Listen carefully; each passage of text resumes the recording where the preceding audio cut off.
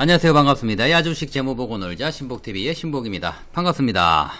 일주일 만에 사무실로 돌아왔습니다. 서울로 돌아오니까요 너무 좋네요. 다음 주도 어떻게 될지 모르겠는데 저도 한 집안의 가장으로서 처자식이 뭐 3명이나 있어요. 먹여 살려야 되잖아요. 그죠? 제가 유튜브로 이게 수익이 나오는 구조가 아니다 보니까 이것만 하고 있을 수는 없고요. 그래서 지방으로 엄청 돌아다녔습니다. 대구부터 시작해가지고요. 부산 갔다가 창원 갔다가 김해 갔다가 제가 금요일 밤 12시에 집으로 돌아왔습니다. 딱 일주일 동안 제가 너무 많이 뛰어다녔어요. 지방으로 다니니까요. 동영상을 만들 시간이 전혀 없었습니다. EDGC 같은 경우에는 1분기 분기 보고서를 만들어 놓고도 제가 읽어드리지 못했어요. 우리 구독자분들 너무나 죄송합니다. 오늘은 제가 기술 특례 상장에 대해서 말씀을 좀 드리려고 합니다. 원래는 EDGC의 1분기 분기 보고서를 읽어 드리려고 했습니다. 그런데 큰 의미가 없을 것 같아요. 지금 1분기 분기도 지금 영업 적자가 나왔잖아요. 그죠? 그래서 이런 실적 발표를 하게 되면 저는 뭐 종토방을 잘 보진 않습니다. 그런데 종토방을 보시면요. 이런 실적이 이제 연속적으로 계속 영업 적자를 내다 보면은 상폐된다? 뭐, 이거 아직도 상폐 안 됐냐? 계속 영업 이익이 적자인데 왜 안 되냐? 곧 상폐될 것이다? 뭐, ROE가 뭐, 마이너스 몇 프로인데, 뭐, 어떻게, 이게 왜 아직도 상폐가 안 됐냐? 뭐, 이런 글들이 계속 올라와요. 그렇게 된다라고 하면요. 물론 뭐, 주린이들은요, 이 기술 특례 상장에 대해서 잘 모르시는 분들은, 위기감을 느낄 수 있어요. 그죠? 그래서, 걱정하시는 분들이 되게 많으시거든요. 그래서 그분들을 위해서 이 기술 특례 상장이 뭔지 읽어드리는 게 1분기 분기 보고서 봐드리는 것보다 나을 것 같아요. 물론 이번에 1분기 분기 실적 나온 게 EDGC 같은 경우에는요, 전년도보다 지금 매출이 40%가 더 늘었잖아요. 그죠? 지금 매출 성장세 굉장히 좋습니다. 걱정할 게 없어요. 그죠? 그래서 우리는 분기 보고서보다는 이 기술 특례 상장에 대해서 조금 이해를 하고요. 아무 걱정 없이 투자를 이어나가셔도 된다. 뭐 이런 말씀을 드리기 위해서 이 부분에 대해서 오늘 좀 말씀을 좀 전해드리려고 합니다. 기술 성장주들 상장할 때 어떤 특례 상장이 있는지 구분을 한번 먼저 지어보도록 할게요. 첫 번째는 기술 특례 상장이라는 게 있습니다. 그리고 이익 미실현 특례 상장이라는 게 있어요. 그리고 성장성 특례 상장이라는 것이 있는데 이 세 가지로 나눠집니다. 그런데 여기에서요, 요 두 가지랑 뒤에 거 두 가지랑 기술 특례 상장은요 다릅니다. 어디에서 큰 차이를 보이게 되냐면 기술 평가에서 확연한 차이를 보입니다. 우리 동국이 오빠야는 여기에 해당되죠. 기술 특례 상장으로 상장을 했습니다. 그러면 기술평가에서 어떻게 차이를 보이냐 그러면요. 기술 특례 상장 같은 경우에는 복수기관으로부터 평가를 받아야 됩니다. 그것도 전문기관으로부터. 그런데 이익 미실현 특례 상장이랑 성장성 특례 상장 같은 경우에는요. 이 복수기관으로부터 전문기관으로부터 평가를 받지 않습니다. 오로지 주관사가 보장을 하고 추천을 합니다. 이렇게 해서 상장을 하게 됩니다. 그러면 어떤 게 더 엄격하고 어렵겠습니까?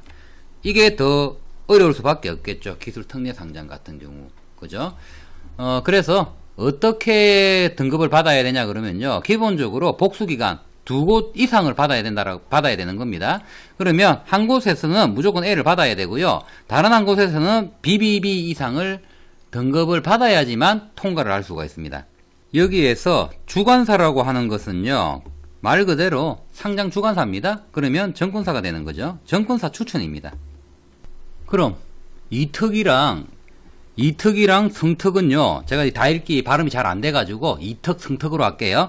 이특이랑 성특은 정권사에서 추천을 하고 보장을 했기 때문에 얘네들은 조금 다릅니다. 이 회사는요. 정권사가 보장을 좀 해줘야 됩니다. 그래서 풋백 옵션 이특은 3개월 그리고 성특은 6개월을 정권사가 보장을 해줘야 돼요.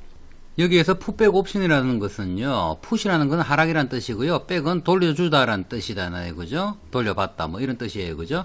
그래서 뭐 이름 그대로입니다. 환매 청구권이에요. 이 기특처럼 전문기관들로부터 평가를 받은 것이 아니라 이 정권사들이 보장하고 추천을 했기 때문에 투자자 보호 차원이 필요합니다. 그래서 만약에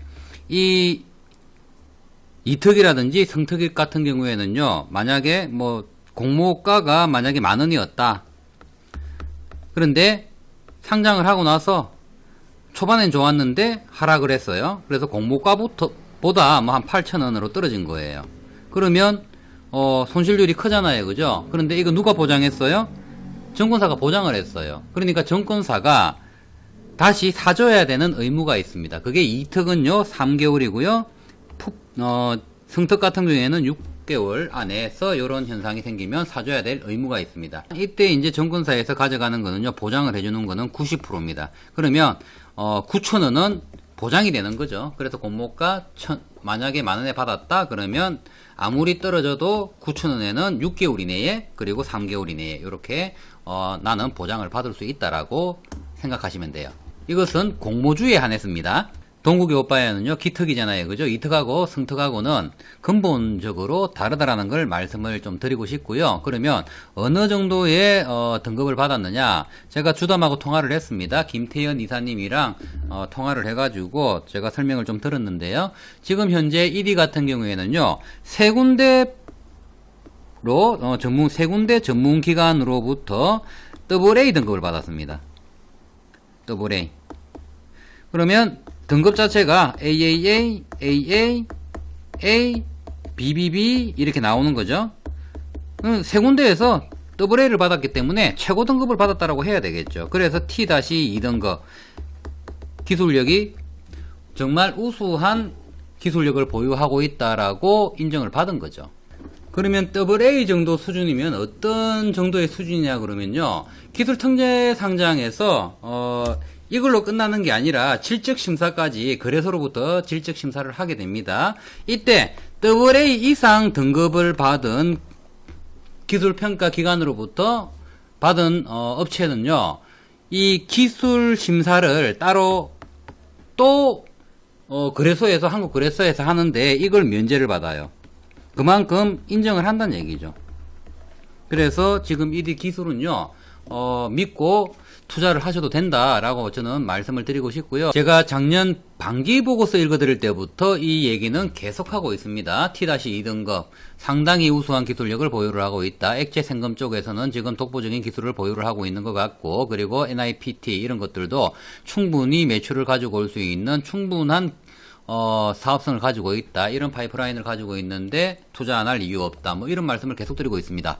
그럼 실적 발표 때마다 종토방에서 지금 이제는 5년 연속, 6년 연속 영업 적자를 기록을 할 것이다. 이제는 상폐될 위기에 놓였다.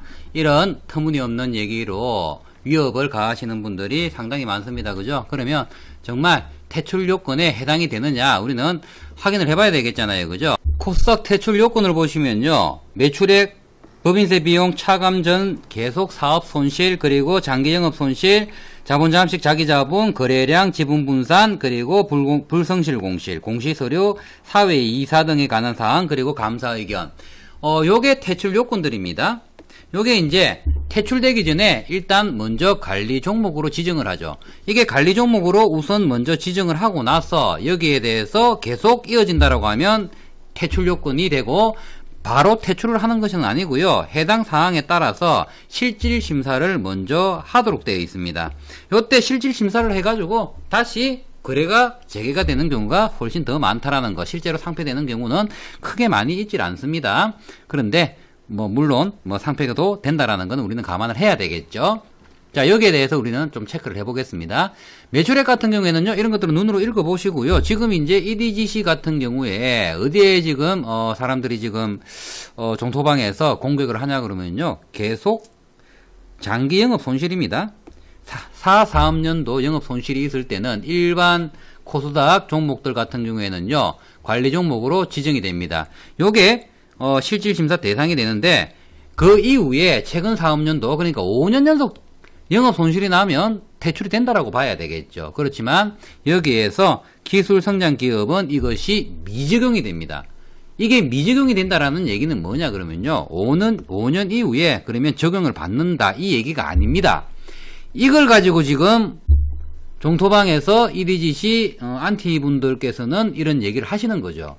그런데 5년이 지났던 10년이 지났던 20년이 지났던 계속 영업 손실을 입히더라도 관리 종목 지정 사유에 미적용이 됩니다.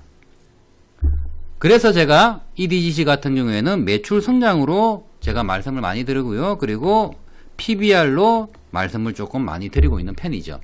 그래서 아무리 영업 손실이 나더라도 상패 사유에 전혀 해당이 되질 않고요. 관리 종목에 지정이 안 되니까 상패 사유가 될 수가 없는 거예요. 관리 종목 지정 사유가 절대 될 수가 없다. 다른 것들은 해당하는 부분들이 없어요. 이런 것들은 제가 다 읽어드리려고 그러면요. 시간이 너무 많이 걸리니까 멈춰 놓으시고 한 번씩 읽어보시면요. 아무래도 투자하시는데 도움이 되겠죠. 한번 읽어보세요. 그럼 어디에서 관리 종목으로 지정될 수 있는 사유가 발생을 할 수 있느냐? 다른 거는 해당 사항 없다고 말씀을 드렸고요. 감사 의견. 이거는 뭐 발생할 수도 있죠. 그죠? 반기 보고서라든지 기말 보고서에서 뭐 감사 의견이 부적절히 나온다라든지 아니면 의견을 제안을 하는 걸 거절을 한다든지 뭐 요렇게 회계 감사 기관에서 외부 감사 기관에서 요런 의견을 낸다라고 하면 관리 종목 지정 사유가 됩니다. 그런데 여기에서도요. 이런 관리 종목 지정될 때 말이 많습니다. 물론 저 같은 경우에는요. 제가 장기 투자하는 종목에서는 제가 관리 종목 지정돼 본 적이 없는데 본인들이 뭐 좋다라고 누가 좋다 뭐 이 종목 좋더라 뭐 이런 얘기 듣고 투자하신 분들은요 이런 내용을 모르다 보니까요 아무것도 안 하고 계시다가 갑자기 관리 종목 되시는 경우가 있죠. 이럴 때 이제 회계 감사 기관이 이런 보통 관리 종목 지정될 때 감사 의견 거절할 때요 바이오 기업들이 어떤 부분들이 좀 많이 발생하냐 그러면요. 연구개발만 주구장창하는 기업들 많잖아요. 그죠? 지금 현재 큐리언터 있죠? 큐리언터가 지금 그래가지고 지금 상장 폐지 사유가 발생을 해가지고 지금 거래 정지가 되어 있잖아요. 그죠? 이 같은 경우도 마찬가지입니다. 이런 회사들은 연구개발이 계속되다 보니까요. 이 연구개발이 보통 이제 무형자산으로 처리됩니다. 처음에. 무형자산으로 처리가 되는데 이 무형자산으로 비중이 많이 들어가 있어요. 그러다 보니까 회계감사기관에서 이런 바이오 기업에 대한 이해도가 좀 떨어지는 회계감사기관에서 만약에 맡아가지고 이거를 감사 의견을 내면요. 의견 거절을 하는 경우가 많습니다. 그러면 갑자기 관리 종목으로 지정이 돼요. 여기에 대해서 소액주주들이 한때 뭐 그런 종목들 뭐 이렇게 뭐 반발하는 거를 제가 보긴 봤어요. 그런 경우지 이것도 EDGC는요 해당 사항이 없어요. 왜? 기본적으로 지금 현재 EDGC는요 매출 구조가 성장 구조가 지금 눈으로 보이거든요. 그렇지만 아무리 영업이익, 영업 손실이 10년을 하든 20년을 하든 관리 종목 지정 사유는 안 되지만 그렇더라도 우리는 주가를 생각을 해야죠. 저는 올 1분기 때 흑자가 좀 나오길 좀 기대를 했는데 그래야지 지금 올해는 흑자 운연은 기대감이 생기잖아요. 그죠? 그러면 아마 주가는 지금 4,700원, 4,800원 선이 아니라 한 단계 올라가서 행보를 하더라도 5,000원대에서 행보를 하기를 원했어요. 저 말고도 누구나 그렇게 원할 거예요. 그죠? 그래서 이 부분에 대해서 김태현 이사님께 전화를 해가지고 주담한테 제가 전화를 했어요. 그렇게 해서 좀 상담을 해가지고 이 부분 해결될 수 있는 방법이 없느냐, 좀 회사에서 강구하고 있는 방법이 있느냐라는 질문에 대답을 좀 해주셨습니다. 지금 동국이 오빠야 같은 경우에는요, 적자가 지금 계속 날 수밖에 없는 구조를 가지고 있다는 건 우리가 잘 알고 있습니다. 그런데 올해 왜 기대감을 가졌느냐, 흑자를 나올 수도 있다는 기대감을 가졌느냐면 항원이죠. 항원 진단키트 체코 수주가 있었어요. 그죠? 자, 이런 부분들 지금 항원 키트들이 만약에 수주들이 이루어졌고 여기저기에서 나와가지고 조금 좀 수주가 조금 원만하게 잘 이루어졌다라고 하면 진단 키트들 마진율 좋다라는 거는 뭐 우리가 시즌이라든지 랩지라든지 뭐 이런 것들을 보면서 우리가 봤잖아요. 그죠? 그러면 여기에서 우리가 액체 생검 투자하는 부분 이거는 늘 마이너스가 날 수밖에 없고, 그리고 유전치 비즈니스 마이너스 날 수밖에 없어요. 그러면 이것을 여기서 보완을 해주지 않을까 그런 기대감이 있었습니다. 그런데 이 기대감이 허무하게 영업 적자로 나온 거죠. 그래서 이 부분 해결할 수 없느냐, 올해는 흑자 원년으로 만들 수 있는 방법이 없느냐, 그렇게 질문을 던졌습니다. 그랬더니 지금 여기에서는 답변이 없었어요. 이걸 보완을 할 것이다 라는 말은 없었고요. 뭘로 지금 보완을 할 계획이냐 그러면요, 반기까지는 반기까지는 아마 영업적자가 나올 것이다. 그런데 3분기 때부터는 흑자가 나올 수 있도록 저희들이 노력을 하고 있다. 그게 이제 건기식 비즈니스랑 합칠 것이다. 그래서 여기에서 이 유전체 비즈니스에서 나오는 마이너스를 보완을 할 것이다. 그렇게 해서 올해 목표는 흑자 원년이 목표다.